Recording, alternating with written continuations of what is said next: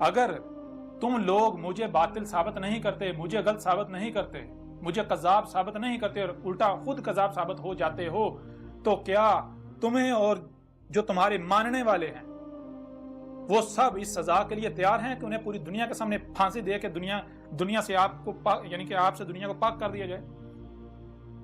آپ جیسے مشرکین سے اگر ہمت ہے تو میدان میں آ جائیں، جان لیں۔ یہ جو قرآن جو آپ کے دونوں ہاتھوں کے درمیان ہے، اس میں کیا لکھا ہوا ہے؟ اس میں تو بالکل واضح ہے۔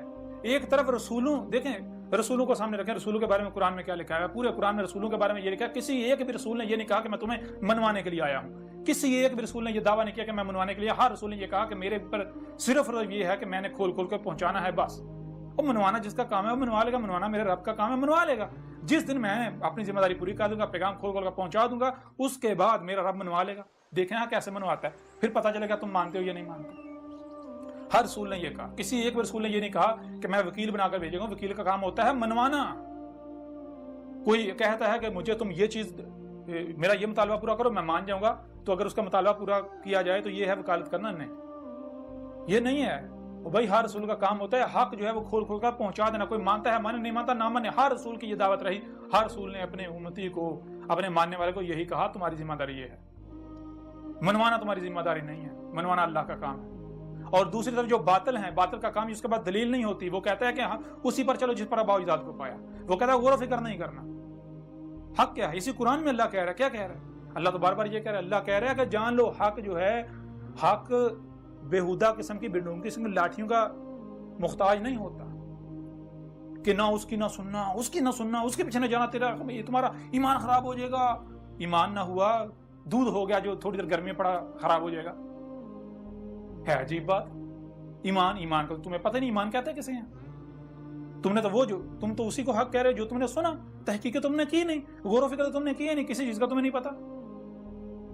تمہارا اللہ کیا کہہ رہا ہے؟ اللہ تو بار بار یہ کہہ رہا ہے، اللہ کہہ رہا ہے حق کی نشانی یہ ہے کہ حق جب بھی سامنے آتا ہے، حق کہتا ہے کہ بھائی اپنے گھوڑے دوڑا لو۔ حق سب سے پہلے حق کی علامت، حق کی پہچان یہ ہے، حق سب سے پہلے آپ کو آزاد کرتا ہے، آپ کے ہاتھ کھولتا ہے، آپ کی ٹانگیں کھولتا ہے، آپ کے ہاتھ پاؤں کھول کے آپ کو آزاد کرتا ہے، آپ کی آنکھیں کھول کے آزاد کرتا ہے، آپ کے کان کھول کے آزاد کرتا ہے، دماغ کھول کے آزاد کرتا ہے، دل کھول کے زندہ کر کے آزاد کرتا ہے۔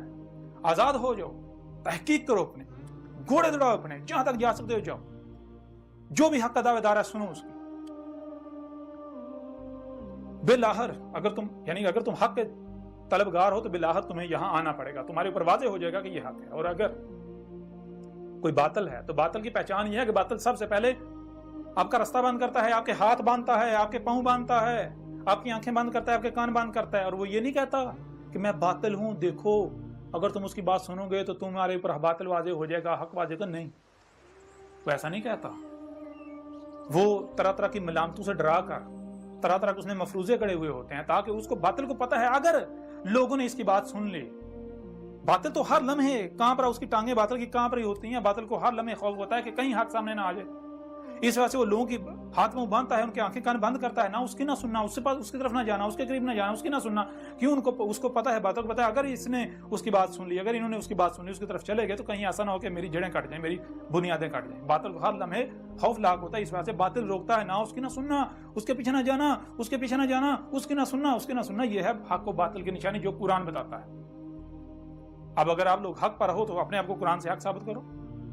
جو لوگ آپ کر رہے ہو، کیا یہی ہر رسول نے کیا؟ کیا یہی محمد نے کیا تھا؟ کہ یہی محمد تو ابراہیم کی ملت کو واضح کرنے آیا تھا نا، تو کیا یہی ابراہیم نے کیا تھا؟ یہی موسیٰ نے کیا تھا؟ یہی عیسیٰ نے کیا تھا؟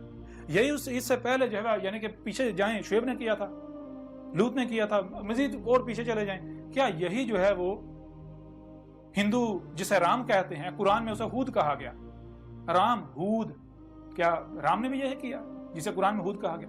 کیا کرشنا ہندو جسے کرشنا یا کرشن کہتے ہیں، قرآن میں اسے عاد کہا گیا، عاد اللہ کا رسول، کیا عاد نے یعنی کرشنا نے بھی یہ کیا تھا؟ نہیں، بالکل نہیں۔ کرشنا نے کیا کہا تھا؟ رام جو کہ یعنی ہود، اس نے کیا کہا تھا؟ وہ بھی سب کھول کھول کر واضح کیا جائے گا۔